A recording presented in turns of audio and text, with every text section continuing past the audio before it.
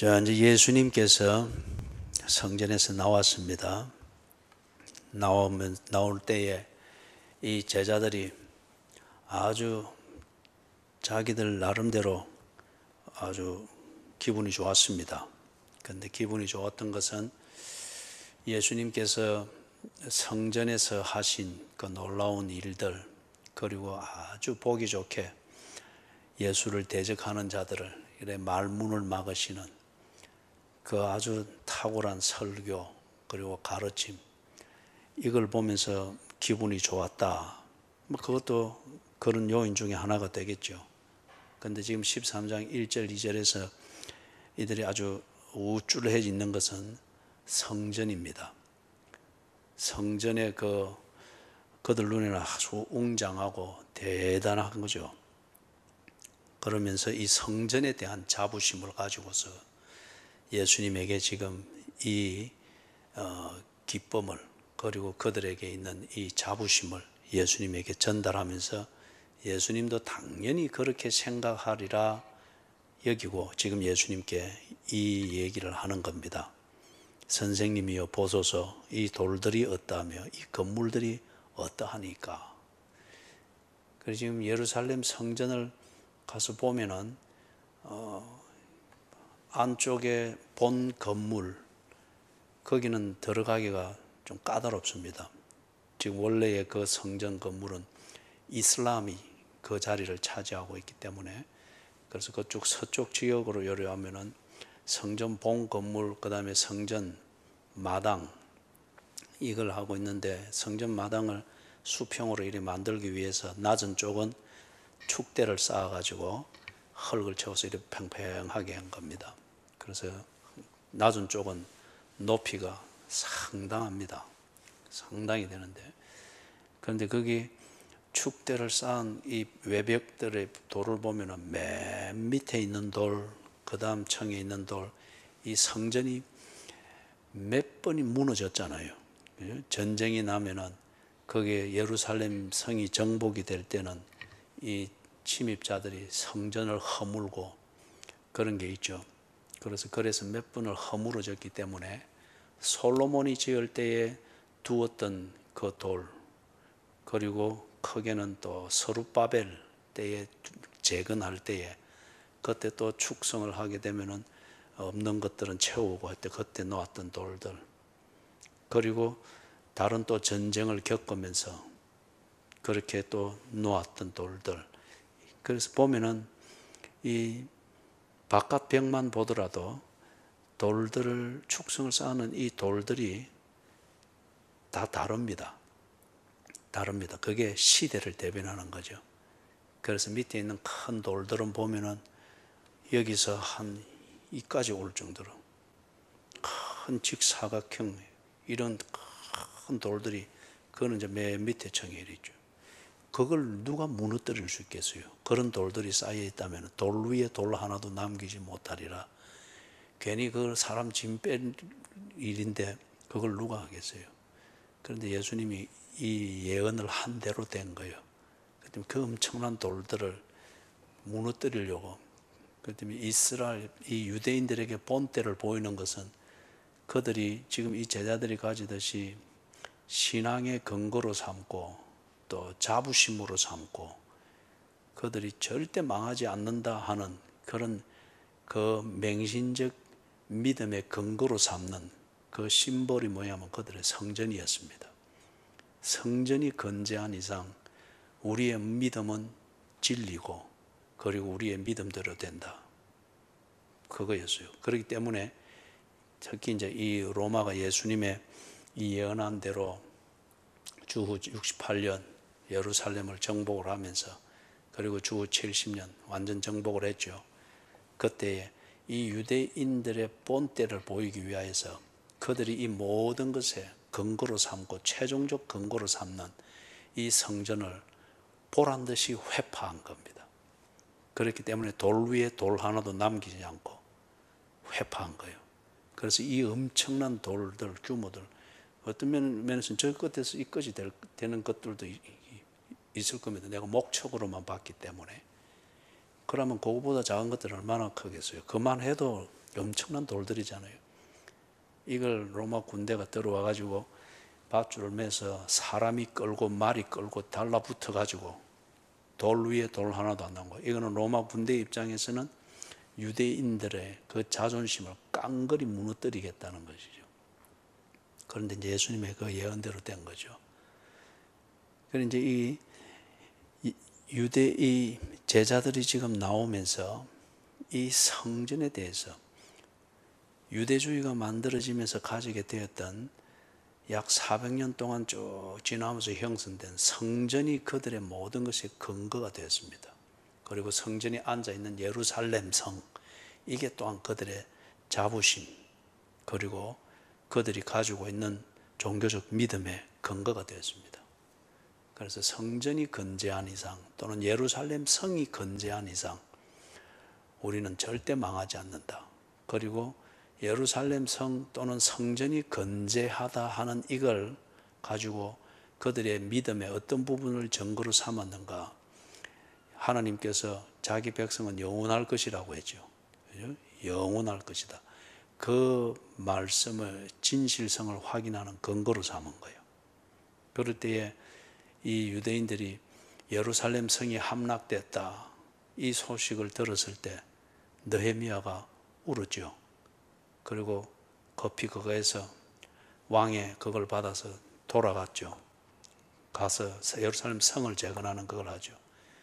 그리고 에스겔 때에 또 이 뭡니까? 예루살렘 성전이 망한 것, 완전히 무너진 것, 이걸 듣고서 바벨론의 포로로 잡혀가 있는 이 유대인의 엘리트 그룹이 이 소식을 듣고 어찌했습니까? 완전히 낭망했지 않습니까? 자기들이 주전 597년에 잡혀서 포로로 끌려갔는데 예루살렘 성전이 거기에 있고, 그러면 하나님이 거기에 계시니 우리는 반드시 돌아간다, 곧 돌아간다, 그리 믿었던 거예요. 그런데 10년 뒤에 예루살렘 성전이 완전히 무너졌지 않습니까? 바벨론이 들어와 가지고 이 소식을 바벨론에서 듣고서 에스겔을 비롯하여서 이걸 듣고서 아주 낭망했죠. 영원한 우리 하나님의 백성인데 저 성전이 무너지다니. 완전히 그들이 믿음이 통째로 무너졌습니다. 그때 하나님이 에스겔에게 계시하신 거 있지 않습니까? 그래서 믿음의 증거는 성전이 아니고 성전에 그 이름을 두신 여호와 그분의 약속에 있다고 하는 것을 에스겔을 통해서 계시하시고, 에스겔이 그걸 포로된 백성들에게 알려주면서 그들의 믿음의 근거가 성전이 아니고 성전에 그 이름을 두게 하셔서 약속하시고 그 약속대로 이끄시는 하나님을 배우게 하고 하나님을 순종하게 하시는 바로 그분 하나님이신 것을 에스겔이 가르치죠. 그게 에스겔서의 내용입니다.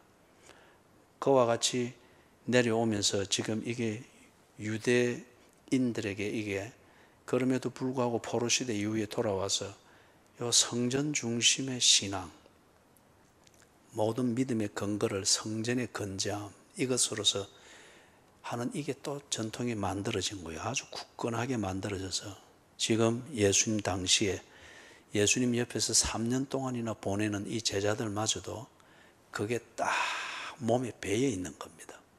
어떤 면에서 13장 1절 2절을 근거해서 보면 이 제자들은 예수를 믿는 것이 아니라 성전을 믿습니다. 성전을 믿기 때문에 그 예수님이 그 성전과 관련되어진 그 면에서 예수님은 아주 중요한 분이다, 이렇게 알아가면서 지금 그런 거예요. 그렇기 때문에 그들은 예수가 무너지는 것, 무너질지라도 성전이 건재하다면 그들의 믿음은 유지됩니다. 반면에 예수는 건재할지라도 성전이 무너져 버리면 이 단계에서 이 제자들의 믿음은 모든 걸 다 잃어버립니다. 그리고 예수와 함께 있으면서도 그들은 혼란에 빠질 겁니다. 그죠? 이게 지금 예수님 당시에 유대인들이 가지고 있던 그 여호와 신앙, 그것의 실상이었습니다. 그리고 지금 이 제자들이 나오면서 이 건물을, 성전의 건물을 자랑하는 거예요. 그리고 그 엄청난 덩어리의 돌들로 세워진 그게 결코 무너질 리 없다. 그들은 그리 생각하겠죠. 오늘 이 부분을 좀 구체적으로 우리가 좀 살펴보는데, 어쩌면은 오늘 다 정리가 안 될지도 모릅니다. 그러면 다음 수요일 날 이어서 하고, 오늘은 시간이 되는 만큼 우리가 배경을 좀 살피면서 이 부분, 믿음의 근거가 무엇인가, 우리 역사적으로 볼 때는 조금 전에 정리했던 것과 같은 그런 겁니다. 요지는 이 유대인들의 믿음의 근거는 예수, 하나님의 약속, 이게 아니고 그들이 자랑으로 삼는 성전이었습니다. 성전. 그렇기 때문에 이 사람들이 참 하나님을 만나기가 그리 어려웠습니다. 하나님에 관한 문화는 아주 익숙해지는데 하나님을 인격적으로 만나기가 그렇게 어려웠어요. 그렇기 때문에 예수가 왔을 때 이들이 예수의 말씀을 제대로 듣고 예수를 깨달으면서 예수 믿기가 그리 힘들었습니다. 그들에게는, 그들 눈에는 예수보다 더 분명하고 하나님이 지금 살아계시면서 나를 감찰하고 계시고 통치하고 계신다, 이거는 그들에게 너무 막연하고 또는 교리적으로 그냥 틀을 딱 세운 것이고, 그들에게 있어서 확실한 것은 이 엄청난 더 돌들로 지어지고 본체 그 아름답게 지어진 이 성전이 그들의 믿음의 대상이 되고 증거가 되었던 겁니다. 그렇기 때문에 요지는 조금 전에 정리한 이것입니다. 그런데 왜 이렇게 됐느냐, 그러면 믿음의 근거가 무엇이냐 하는 이걸 우리가 살펴야 됩니다. 그리고 유대인들이 이런 식으로 신앙생활하던 것, 이게 굉장히 유사하잖아요. 그 자체가 성경인 것처럼 여겨지잖아요. 그죠? 하나님께서 성전을 세우겠고, 그럼 다 그 자체가 신앙생활의 본질처럼 여겨지잖아요. 그렇기 때문에 여러분, 짝퉁을 믿고 있는 사람은 전혀 믿지 아니하는 사람보다 그 복음을 깨닫고 진리를 깨닫는 게 더 힘듭니다. 정말 힘듭니다. 짝퉁을 믿고 거기서 푹 빠져 있기 때문에 자기는 다 안다고 생각하니까 절대 듣지 않습니다. 그렇기 때문에 여기 바리새인들과 서기관인들, 사두개인들, 이런 사람들이 많이 알고는 있죠. 그러나 그 짝퉁을 아는 것 때문에 예수를 결코 받아들이지 아니했잖아요. 언제나 자기는 다 알고 있다라고 생각하니까 예수와 시비만 걸려고 했죠. 그죠? 자, 그래서 우리가 이 제자들 또는 유대인들이 했던 이 짝퉁 신앙 때문에 예수님과 3년을 동고동락하면서도 아직 예수를 믿지 못하고 있는 이 제자들처럼 우리에게도 똑같은 이 문제가 분명히 있습니다. 이걸 좀 우리가 살펴나가는데 오늘 시간 되는 만큼 그래 하고, 모자라는 부분은 또 다음 수요일 날 우리가 정리를 하도록 하겠습니다. 믿음이 뭘까요? 여러분이 뭘 믿습니까? 그리고 믿는다는 그 믿음은 여러분에게 있어서 뭡니까? 제가 이걸 자주 이야기를 하는데 정말 이게 교인들에게 어렵습니다. 그리고 모든 종교인들은 자기 종교에서 말하는 그 믿음을 가지고 있거나 가지려고 합니다. 그리고 사람이 뭘 한다 하면은 그 나름대로 믿음이 있기 때문에 그렇습니다. 그게 믿음이 어떤 경우는 다 분석을 해보면 본인이 가지는 무언가에 대한 의지, 또는 무언가에 대한 기대, 아니면 무언가에 대한 의욕, 또는 욕망이 분출되는 이걸 또 믿음으로 그렇게 착각을 하고 있는 경우도 있죠. 무엇이 믿음입니까? 믿음은 우리 보편적으로 딱 정의나서 믿음은 사실과 진리에 근거해야 합니다. 내가 어떤 사실을 인정하고 동의합니다. 그리고 그 사실에 근거해서 내가 어떤 판단을 만들고 그리고 내 하루 일상의 가치를 위하여서 그것대로 그것에 근거해서 뭔가 행동을 합니다. 이거는 사실에 근거한 믿음입니다. 그리고서 그 믿음은 진리에 근거해야 합니다. 무엇이 진리입니까? 예? 무엇이 진리입니까? 진리는 문제를 해결하고 해답을 딱 제시를 해주는 것이 진리입니다. 문제를 해결하고 해답을 제시해 주는 것이 진리입니다. 그다음에 학교에서 배우는 학생들은 공식을 많이 외우려고 하고 그 공식이 왜 그렇게 되는가 이치를 이해를 하려고 합니다. 그럴 때에 이해가 되어진 공식을 문제를 풀 때 그 공식을 대입해서 문제에 대한 답을 찾죠.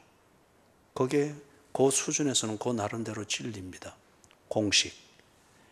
이게 인간의 문제를 풀고 그리고 인간의 고민을 풀어서 해답을 찾게 해준다. 그러면 그게 진리입니다. 그렇기 때문에 진리라고 말하는 여러 가지들이 있죠. 여러 가지들이 있죠.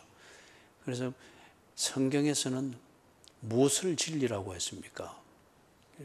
무엇을 받아들이고 무엇을 인정하고 무엇 중심으로 하면은 문제를 알고 그 문제를 푸는 해답을 얻는다고 했습니까? 그게 성경에서 말하고 있는 진리입니다. 예를 들면 수고하고 무거운 짐진 자들아 다 내게로 오라 내가 너희를 편히 쉬게 하리라. 이게 결과가 없으면은 그거는 종교적 유혹이고 사기죠.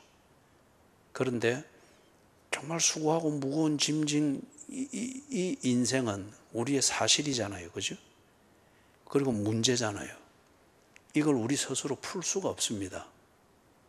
그런데 이걸 풀어주겠다고 예수가 자기에게로 오라 합니다. 그런데 이리 해봐도 안 되고 저리 해봐도 안 되니까 예수께로 한번 가봅니다. 그런데 수고하고 무거운 짐이 탁 풀어집니다.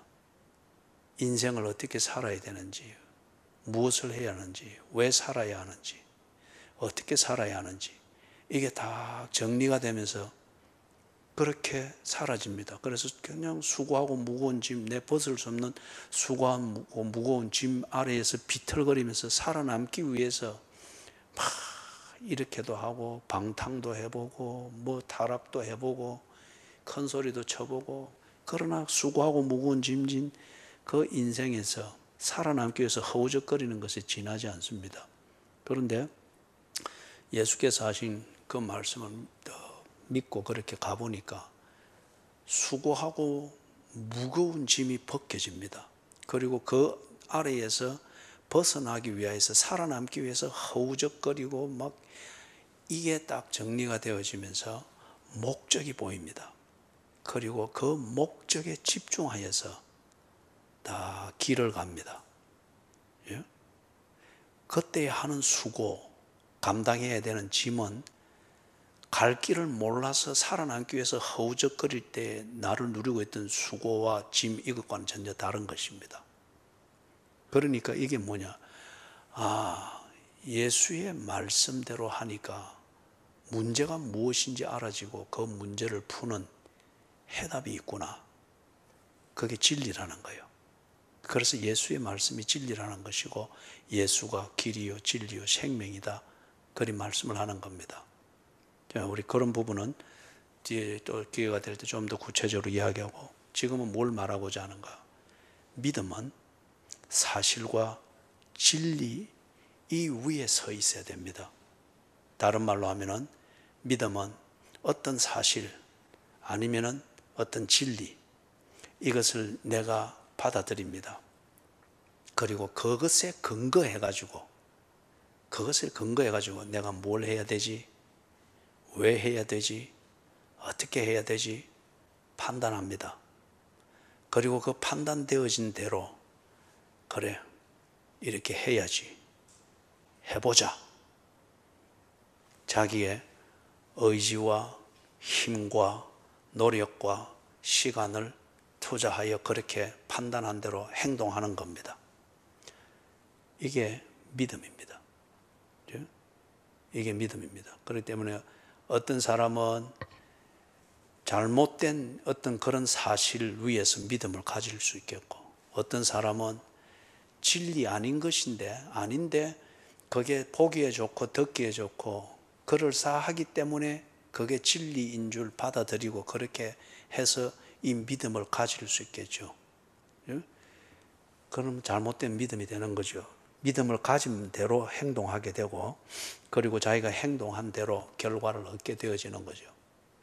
그래서 바른 믿음을 가지는 것, 그 문제는 참된 사실, 그리고 정말 확인되어진 그 진리 이 위에서 내가 생각하고 판단하고 행동하고 그리고 결과를 만드는, 이게 기독교 성경에서 우리에게 지금 가르치고 있는 믿음입니다.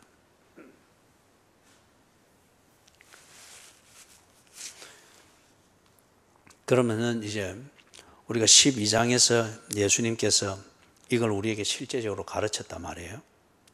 왜냐하면 이 유대인들이 그 유대교가 가르치고 또 소개하는 그 사실과 진리가 하나님께서 우리에게 보여준 그 사실, 그리고 검증하도록 해준 진리와 아주 비슷했지만은 그러나 그것은 가짜였습니다. 가짜였습니다. 이런 거 보고 우리 현대 표현으로는 이단이라 그렇게 말합니다. 이단. 가짜였습니다. 그래서 예수님이 이걸 바로 잡으면서 그 가짜를 가르치고 있는 거짓 지도자들, 교권주의자들을 정체를 드러내는 것과 함께 동시에 참된 사실이 뭐냐, 그리고 정말 진리가 뭐냐, 그걸 예수님이 사람들이 들어서 알 수 있도록 그 눈높이에서 다 보여주었습니다. 그게 12장의 내용이었습니다. 12장의 내용이었어요. 그래서 지난주 수요일날, 지난주 수요일과 그 지난주 수요일 우리가 이것을 세 가지를 보았죠. 예수님이 딱 드러내 보여준 그 사실과 진리가 무엇인가 하는 것. 그게 첫 번째 것은 12장 28절에서부터 34절, 여기서 예수님이 드러내 보여준 게 뭔가 믿음이 있다고 하는 것 같으면은 그 믿음은 정말 성경에 근거해서 네가 믿음을, 바른 믿음을 가지고 있다고 하면은 그 믿음은 너 자신의 실제적인 삶으로 나타난다는 거예요. 믿음이 있다 하면서 그 믿음대로 살지 않고 있다고 하면은 그 믿음은 이미 근본적으로 가짜라는 겁니다. 그 믿음이 있다 그러면은 그 믿음대로 사는 일상생활을 그 믿음대로 산다는 겁니다. 이게 조금 어려운 표로 말하면 믿음의 실존적인 증거입니다. 믿음이 있다 하면서 그 믿음대로 사는 삶이 없다면 정작 나는 믿음이 없는 사람입니다.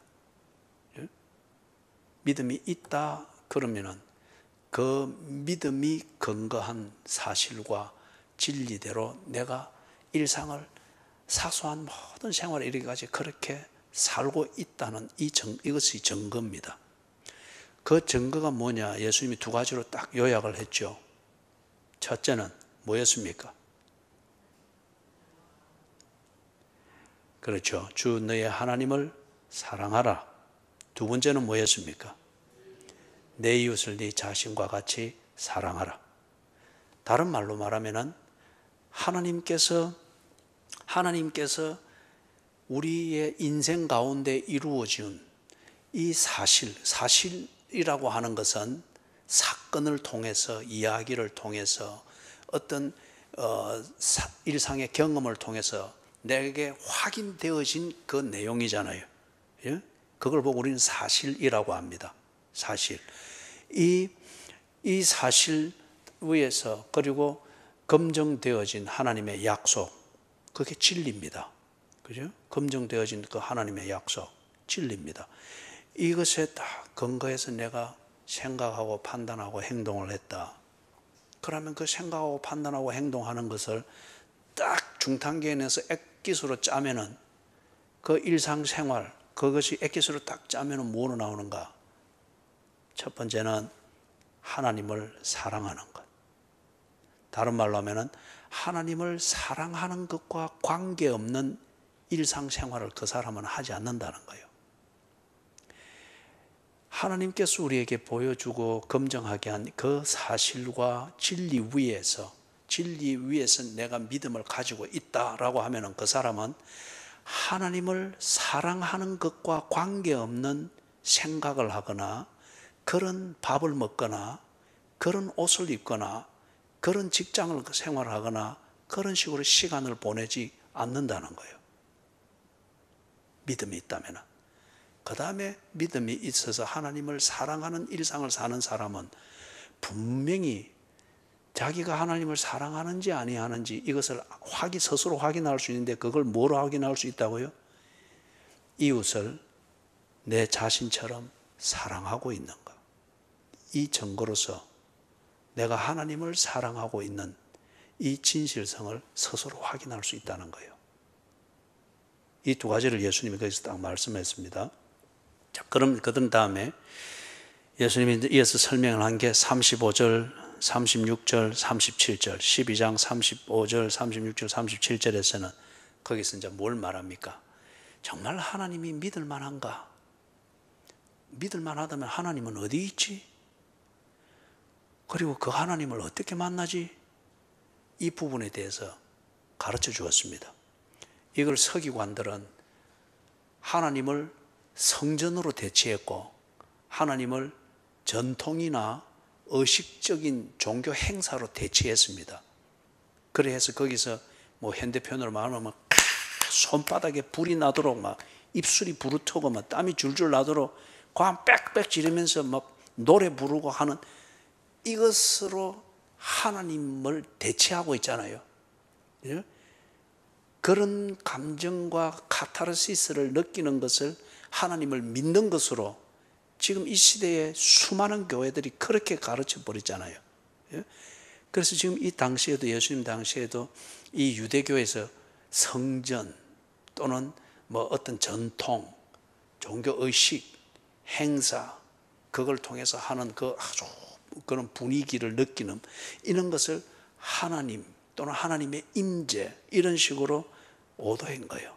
그렇기 때문에 그 당시에 절대 다수의 유대인들이 하나님을 인격적으로 만나는 것 그리고 하나님과 인격적으로 교제하는 일상생활을 사는 것 이게 안 됐던 겁니다.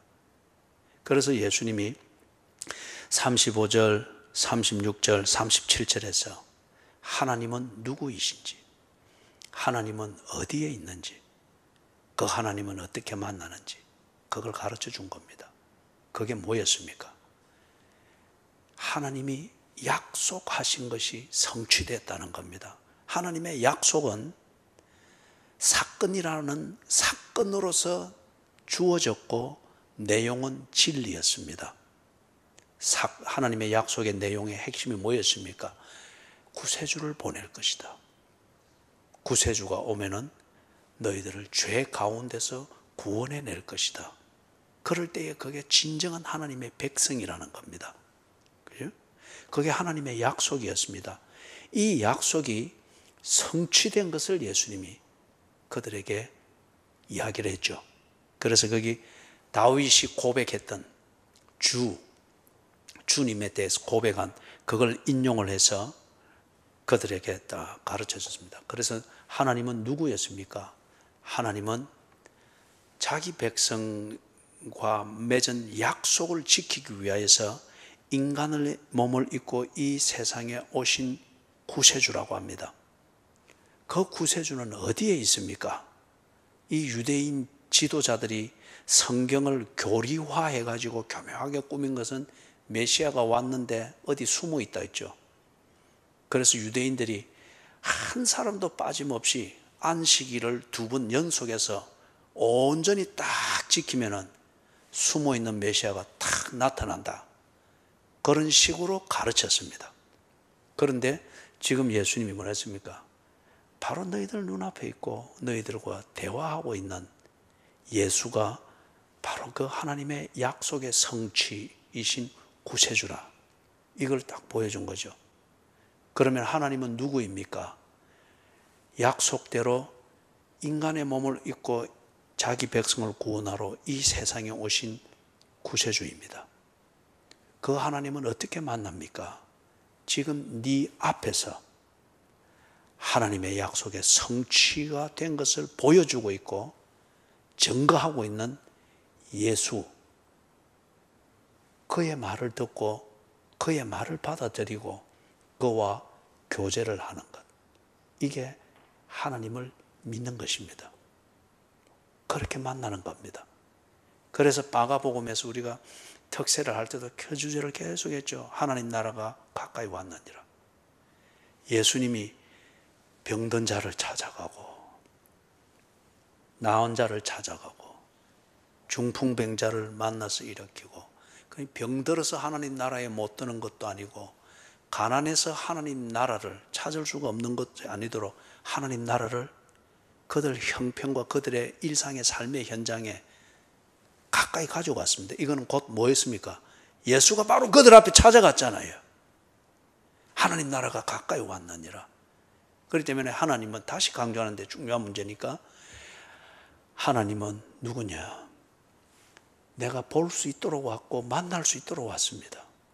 그것은 그들이 선지자들의 글을 통하여서 늘 들으며 경외심을 가지고 기다렸던 하나님의 약속, 메시아가 올 것이다, 구세주가 올 것이다. 그들은 그걸 믿고 기다렸습니다.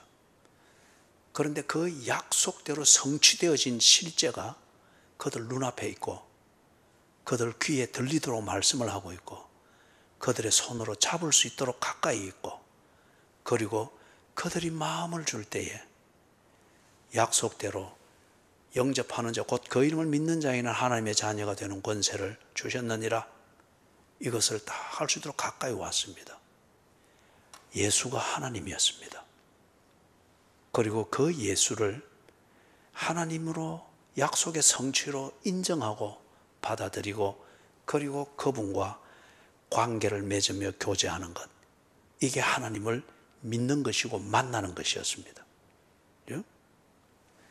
그 다음 마가복음 12장 38절, 39절, 40절, 여기서 지금 예수님께서 뭘 또 교정해 줍니까? 서기관들을 조심해라. 이 말은 가짜들을 조심해라. 너무 비슷한 짝퉁을 가지고 믿음의 근거가 되어야 될 사실과 진리를 그들이 교묘하게 오도를 하기 때문에 너희들이 정말 거기에 중독이 되면은, 봐라, 하나님인 예수를 보고 듣고 손으로 만질 수 있는 거리에 있음에도 불구하고 너희들이 거부하고 있지 않느냐. 그들을 조심해라. 짝퉁을 조심해라. 그걸 지금 38절, 39절, 40절에서 말씀을 하죠. 이 유대인들의 한 400년, 이래 포로시대 이후 400년 지나오면서 그들이 이런 교권자들에 의한 지도와 이런 것을 이리 받으면서 그들이 찾는 하나님, 그리고 그들이 찾는 하나님을 만나는 길, 이것에 싹 오도되면서 세뇌가 되어졌어요. 교권에 복종하는 것, 성직자에게 고개도 못 들고 하라는 대로 성직자를 섬기는 것, 거기에 복종하는 것, 또는 그들 나름대로 하는 성전 중심의 생활이든지 제사 드리는 거든지 어떤 그들 나름대로 신앙생활하는 문화가 있지 않습니까? 그것에 아주 익숙해지는 것, 거기에 대해서 흠잡히지 않도록 잘 그렇게 세련되게 처신하는 것, 이런 게 믿음의 근거라고 생각을 했습니다. 믿음의 근거라고 생각을 한 거예요. 이걸 누가 그리 만드는 거예요? 여기 지금 서기관들이 하고 있듯이 성경을 해석하고 성경대로 신앙생활하는 이 규범을 만들고 교리를 만들고 지도하고 감독하던 이 교권자들이 그리 만든 거예요. 그러다 보니까 이 유대인들이 지금 예수님 당시에도 적나라하게 보이듯이 하나님은 인격적인 존재, 살아계신 하나님, 통치하시는 하나님이 아니라 하나님이 앞에서도 말했던 것처럼 성전이 그들의 하나님이 되어버린 거예요. 그리고 그걸 가르치는 교권자들이 그들의 하나님이 되어버린 거예요. 그리고 그들이 가르치고 그 시대에 형성되어진 그런 신앙생활하는, 종교생활하는 이 문화에 잘 적응하는 거, 막 땀 뻘뻘 일하면은 지도 땀 뻘뻘 흘리면서 일해 하고, 그 다음에 뭐 랄랄라 방언이 정말 성령님이 주신 은사인지, 그죠? 나는 한 번씩 많이 생각을 해봐요. 랄랄랄랄랄라, 그죠? 이 예를 들면 정말 다 그렇게 해서 방언은 정말 귀한 성령님의 은사입니다. 저도 방언을 했습니다. 정말 귀한 은사입니다. 거룩한 은사입니다. 여러분이 그 은사를 받기를 저는 축원합니다. 그런데 귀하기 때문에 짝퉁이 너무 많아요. 그리고 그 짝퉁으로 이상한 종교적 분위기를 만든단 말이에요. 그리고 거기에 흡수가 되면은 나도 은혜 받았다라고 착각하게 만든단 말이에요. 그러면 이게 뭘 가르친 거예요? 그런 문화가 성령의 자리를 대체해버린 거죠. 그리고 사람들은 그런 문화나 분위기에 적응하려고 하고 익숙해지려고 합니다.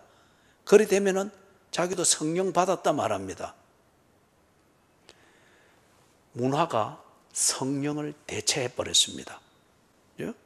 그런 식이 되어버린 거예요.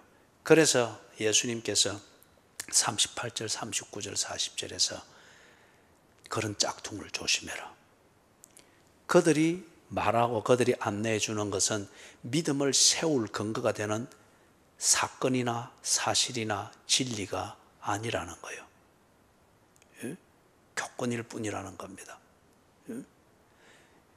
여러분들도, 저도 그렇지만 여러분들도 바울이 했던 것처럼 성령의 인도하심이 있고 성령이 막으시거나 성령이 이끄실 때는 여러분이 가차없이 목사를 버릴 수 있어야 됩니다. 나 또한 그리할 겁니다. 성령이 막으시고 성령이 이끄실 때에는 원수라 할지라도 그를 만나고 성령이 이끄시는 교제를 하기 위해서 다가가야 합니다. 성령이 이끄신다고 하면은 여러분에게 익숙해 있는 그 보금자리를 가차없이 버리고 아굴고짝 빈들로 갈 수 있어야 됩니다. 왜냐? 성령이 하나님이기 때문에. 어떤 교회 문화가 만드는 거기에 익숙하고 그걸 지키려고 하고 그것에 안주해 있는 것, 이게 하나님의 뜻이다. 그거는 당신 뜻이에요. 당신에게 익숙해진 대로 당신이 지금 만든 자기 개인적인 교리적 틀 안에서 만든 뜻이에요. 성령 하나님은 그게 아니잖아요. 오늘 우리 새벽에도 보았던 것처럼 하나님이 주관하시고 하나님이 감찰하시고 하나님이 통치하시지 않습니까? 그분이 가라 하면 가는 거예요. 가기 위해서는 지금 있는 것을 버려야 됩니다. 그분이 멈춰라 하면은 거기 멈춰야 됩니다. 어떤 황홀한 꿈이 있고 기회가 있더라도 그걸 거부하고 멈춰야 됩니다. 이 길로 가라 하면은 저 길에 많은 대항과 창고들을 지어놨으라도 버리고 이 길로 가야 됩니다. 이게 하나님을 믿는 겁니다. 그런데 서기관들이 그러지 않았거든요. 꼭 이 시대에 번영의 신학 또는 적극적 사고 또는 물질적 성공, 이게 하나님의 축복, 이런 식으로 만들어 놓은 것처럼 절대 하나님의 통치를 받고 하나님의 인도를 받는 이 믿음을 세우는 것을 그들이 가르치지 않았습니다. 그것보다는 내가 원하는 현실, 그리고 이 현실을 영원히 지키면서 이것을 내 마음껏 누릴 수 있는, 그걸 할 수 있는 틀을 만들었고, 그런 것을 하는데 필요한 예배, 그런 것을 유지하는 데 적합한 어떤 신앙생활의 패턴과 문화, 그런 것들을 유리하고 다 감독하는 데 필요한 그런 교권들을 세워서 체계화해 놓고, 그리고 사람들은 다 거기에 복종하도록 만든 거예요. 그러니 사람들은 그게 하나님으로 그렇게 착각이 되어버린 거예요. 그래서 예수님께서 조심해라. 서기관들을 조심해라. 그래서 우리가 지난 수요일 봤던 것처럼 40절에 그들은 과부의 가산을 삼키며 외식으로 길게 기도하는 자니 그 받는 판결이 더욱 중하리라 하시니라. 그러니 이 사람들이 그들에 의해서 그 종교화되어 버린 유대교에 의해서 등골이 빼이는 것을 당하면서도 그들에게 언제나 복종하려고 했습니다. 그게 하나님으로 그들이 착각을 했기 때문에. 그러나 인격적으로 하나님을 만나지를 못했습니다. 그리고 온 마음과 힘과 뜻과 목숨을 다하여 하나님을 섬기는 인격적 교제로서의 신앙생활을 그들이 하지를 못했습니다. 언제나 교권자들, 그것의 어떤 신비한 분위기 앞에서 두려움과 벌받을 것 같은 이 스스로 가지는 위협감 앞에서 굴종적이었죠. 그래서 그들의 믿음이 없었던 거예요. 그래서 조심하라 가르쳤습니다. 그 다음에 세 번째, 우리 지난 수요일 했던 걸 다시 한번 덧보는 겁니다. 세 번째, 41절에서부터 44절, 41절에서부터 44절, 여기서 이제 예수님이 뭘 정리를 하는 거예요? 하나님을 사랑하는 것이 무엇인가? 하나님을 사랑하는 것은 교권자들에게 복종하는 것, 맹종하는 것, 그런 것이 아니다는 거죠. 하나님을 사랑하는 것, 그것은 교권자들과 그 시대의 성전에서 모일 때에 막 하는 그 분위기에 익숙해지는 것, 그게 궁극적으로 하나님을 사랑하는 것과 다르다는 거예요. 아닐 수 있다는 거예요. 예? 그 분위기에 빨리 적응을 해서 그 분위기가 주는 편안함에서 뭔가 스트레스를 풀고 그럴 수 있습니다. 또 한편 그게 본질로 가고 본질을 깨닫게 하는 징검다리가 될 수 있습니다. 예를 들면 교회에 왔다. 일단 교회 분위기에 잘 적응하도록 도와야죠. 그런데 그것으로 전부로 삼으면은 이것 소경이 소경을 인도하는 격이죠. 예를 들어서 이 교회에 누군가가 왔다. 그가 이 교회의 분위기와 사람들과 빨리 친숙해지고 이 교회에서 드리는 예배 분위기와 어떤 그런 것, 또 이 교회에서 찬송하는 그런 또 문화가 있겠죠. 적응을 하는 것을 도와야 됩니다. 그러나 그걸 통하여서 편해질 때에, 익숙해질 때에 그걸 통하여서 우리가 찬송하고 예배하고 성도의 교제를 나누는 그 중심점인 하나님의 임재와 하나님의 통치를 인격적으로 만나고 인격적으로 교제하는 차원을 나아가도록 하기 위해서 이 교회 문화, 예배 문화에 익숙해지는 것을 돕는 겁니다. 그런데 그게 익숙해졌다 하는 이것만으로, 그래서 교회 잘 나오고 아주 뭐 봉사도 열의하고 뭐 그 자체로서 하나님을 잘 믿고 있다 이리 말할 수는 없는 거예요. 그죠? 그래서 지금 41절에서부터 44절에 예수님께서 지적하는 것은 이겁니다. 그래서 하나님을 사랑하는 것이 무엇인가? 왜 성전 중심의 생활을 해야 되는가? 이 유대인들에게 있어서 성전은 그들의 곧 하나님의 위치를 차지했는데 성전 중심의 생활을 하나님이 모세에게 가르쳤지 않습니까? 그리고 모세 때로부터 해서 이스라엘이 성전 중심의 생활로서 그들이 공동체를 만들어 갔거든요. 왜 성전 중심, 우리 표현으로 하면 교회 중심의 생활을 해야 하는가? 이걸 지금 예수님이 가르치는 거예요. 성전은 수단이냐? 아니면은 성전은 목적이냐?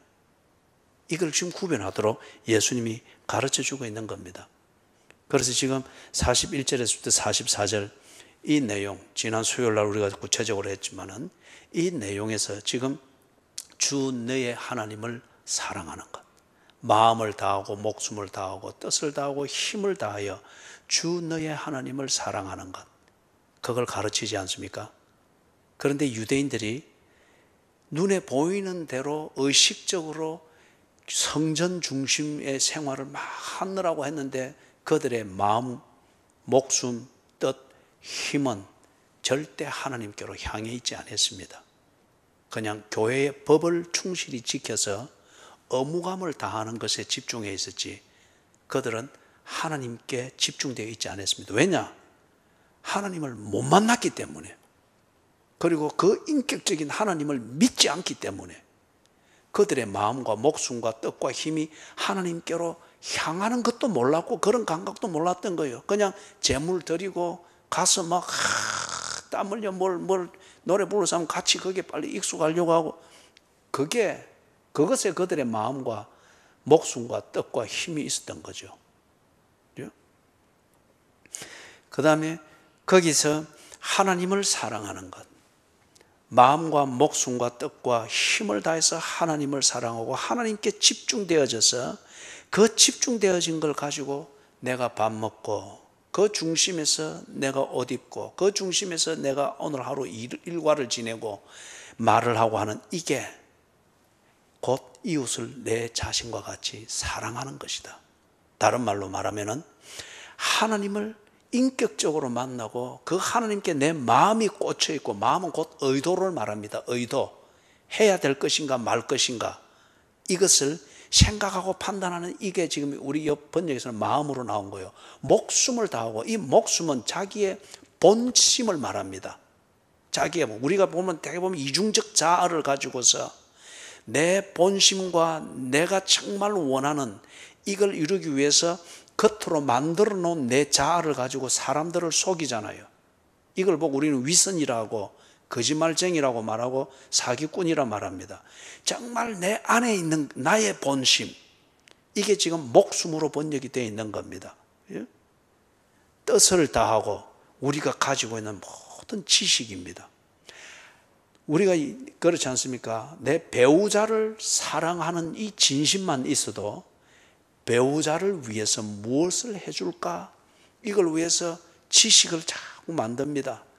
배우자의 생일을 꼭 기억하려고 하고, 결혼기념일을 꼭 기억하려고 하고, 배우자의 입맛의 특징을 꼭 기억하려고 하고, 배우자가 어떤 색과 어떤 스타일의 옷을 좋아하는가를 기억했다가 꼭 그걸 기분 좋게 해주고자 할 때 그런 선물을 고르는 그런 지식, 이게 뜻을 다하는 거예요. 힘을 다하고. 여러분, 정말 사랑하려고 하면은, 그래서 사랑하려고 하면은 이게 그냥 분위기만 잡는 게 아니고 인격적으로 정말 사랑하려고 하면은 병들어서는 안 됩니다. 사랑하지 못할 정도로 가난해서는 안 됩니다. 가난이 구실이 되고 병든 몸이 구실이 되어서 사랑을 분위기로만 만든다, 그건 정말 사랑하는 게 아니에요. 보십시오. 우리 어머니들이 왜 강합니까? 자식을 사랑하기 때문에. 그죠?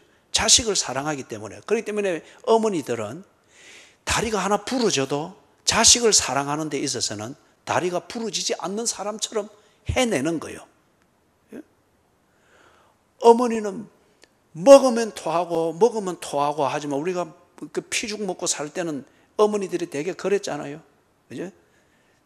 뭐 6 식구 있으면 6 식구 입을 다 맞추기 어려우니까 어머니들은 먹은 것처럼 하면서 다 자식들 먹였잖아요. 못 먹으니까 모처럼 한 번씩 먹으면은 이게 나중에는 위장병이 되고 식도에 뭐가 돼서 토해내고, 그죠? 그럴지라도 이 어머니들은 그게 자신에게 병이 안 되는 거예요. 안 아파서가 아니고 자식을 사랑하기 때문에 이 사랑이 그로 하여금 병든 자로 처신하지 못하도록 만드는 거예요. 병들었다 하면서 이걸 구실을 삼아서 자식을 돌보고 남편을 돌보고 뒷바라지하는 이 사랑을 해야 되는 이것을 하지 못하는 그 구실로 삼지를 않았다는 거예요. 무슨 말인지 아시겠어요? 우리가 몸을 쓰면서 인생을 지낼 때에 몸은 소모품이기 때문에 낡아지고 닳아지는 것이 병으로 나오는 거잖아요. 그러나 이것을 구실 삼아서 이웃을 내 자신과 같이 사랑하라 하는 이것을 하지 않는 것을 정당화시키는 구실과 변명으로 삼는 것 같으면 그거는 정말 병자라는 거죠. 사랑한다, 이걸 하려면 힘을 다해야 됩니다. 이 힘을 다한다는 게 뭐냐? 우리의 신체입니다. 우리의 신체. 사랑을 하는 데 있어서 내가 마음도 다하고 의도도 거기에 집중되어 있고, 내 목숨, 내 원래 원하는 중심도 거기에 집중되어 있고, 그것을 위하여서 많은 지식도, 그 다음에 이 사랑을 온전케 할 수 있는 지식도 이래 만들고 집중되어 있으나 내 힘, 예를 들어서 내 몸이 그때의 고장이 나가지고 이 모든 것을 뜻한 대로 계획한 대로 못한다. 그렇다면 그는 사랑을 제대로 못하는 거라는 거예요. 그걸 하기 위해서 그때는 아파서는 안 되는 거예요.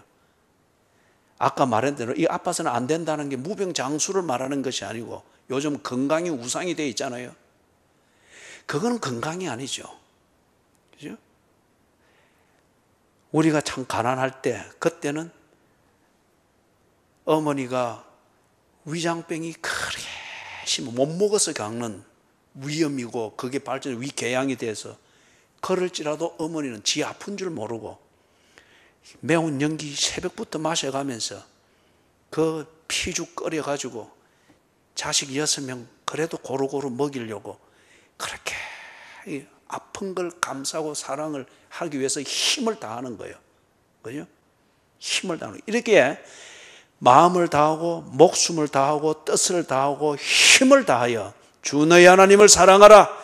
이 하나님께 집중이 되어 있으면 네 의도가 하나님께 집중되어 있고 네 본심이 하나님께 집중되어 있고 네 지식이 이 사랑을 위해서 하나님을 사랑하는 이걸 위하여서 네 지식을 갖추고 네 아내의 생일을 기억하듯이 하나님이 좋아하는 것을 기억을 하면서 그렇게 지식을 다하는 뜻을 다하고 이게 꽂혀 있고 이걸 이루기 위하여서 구실한 변명 만들지 아니하고 내 힘을 다하여서 이 뜻대로 그렇게 하나님을 사랑할 때에 그 일과는 분명히 이웃을 사랑하는 것이 되는 거다는 거예요.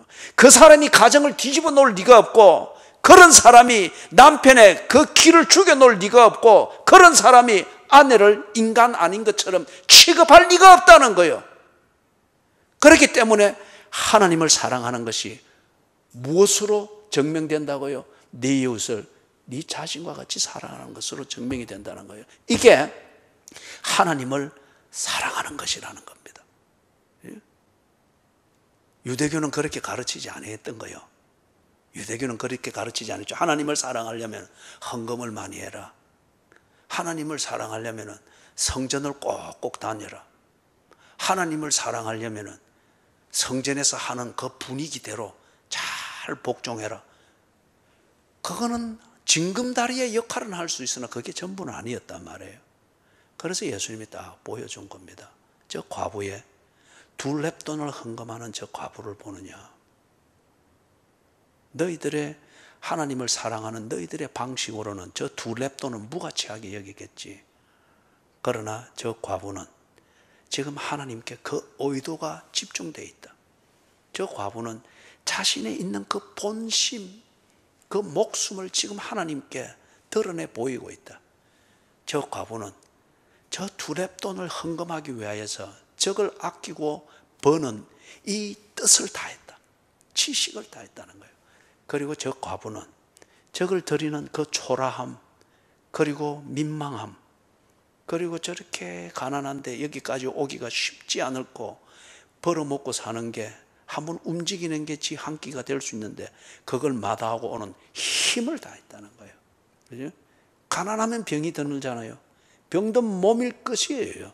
그럼에도 불구하고 이걸 하기 위해서 병든 몸을 마다하고 끌고 이게 힘을 다하는 거죠. 그죠? 그럴 때 그 병은 절대 부끄러운 게 아니죠. 그 인생을 절대 병들게 만들지 않죠. 그죠? 오늘 여기까지만 하도록 합니다. 그래서 한번 정리를 하면 있습니다. 믿음이 뭐냐? 믿음은 나로 하여금 생각하게 하고 판단하게 하고 판단한 대로 행동하게 만드는 그것입니다. 그러면 그 믿음은 무엇에 근거해서 만들어져야 되느냐? 하나님이 내게 보여주고 경험하게 한 사실, 진리, 이것 위에 내 믿음이 딱 서 있어야 됩니다. 그래서 이 믿음이 있으면은, 믿음이 있다 하면은 그 증거가 무엇으로 나타나느냐? 마음, 목숨, 뜻, 힘을 다해서 주 하나님을 사랑합니다. 주 하나님을 사랑하는 그 진실성을 증명하는 게 뭐냐? 내 이웃을 내 자신처럼 사랑하고 있습니다. 다른 말로 말하면은 하나님을 사랑하는 자는 이웃에게 해를 끼치지 않습니다. 이게 분명히 실존적인 증거를 이야기를 하고, 그런 다음에 그러면은 하나님은 어디 있느냐? 하나님은 누구냐? 그 부분에 대하여서 예수님께서 정리한 건 그거죠. 하나님의 약속이 성취되어진, 하나님의 약속대로 온 메시아, 그가 하나님이며, 그 메시아는 어디 숨어 있는 게 아니고 바로 지금 네 눈앞에 있고 네 귀에 들리도록 말을 하고 있고 네가 손을 뻗으면 잡을 수 있도록 바로 가까이 있는 예수 그분이라고 합니다. 그런 다음에 또 정리를 한 것은 가짜에게 속지 마라. 너무도 비슷한데 가짜에게 속지 마라. 가짜의 정체는 뭐냐? 종교를 빌어서 믿음을 빙자하면서 네 등골을 빼먹는데 거기에 네가 맹명 복종을 하되 하나님을 인격적으로 만날 수가 없다. 그렇기 때문에 그러한 현상만 지속하게 만드는 그런 지도자들, 종교를 삼가해라. 그러면서 세 번째 보여주었던 것은 하나님을 사랑하는 것이 무엇인가? 어떻게 하는 것이 하나님을 사랑하는 것인가? 왜 우리가 성전 중심, 교회 중심의 생활을 해야 하는가? 성전은 목적을 위한 도구인가? 아니면은 목적을 위한 도구인가? 아니면 성전 그 자체가 목적, 즉 하나님인가? 이걸 구분할 수 있도록 예수님이 딱 설명을 해 줬죠.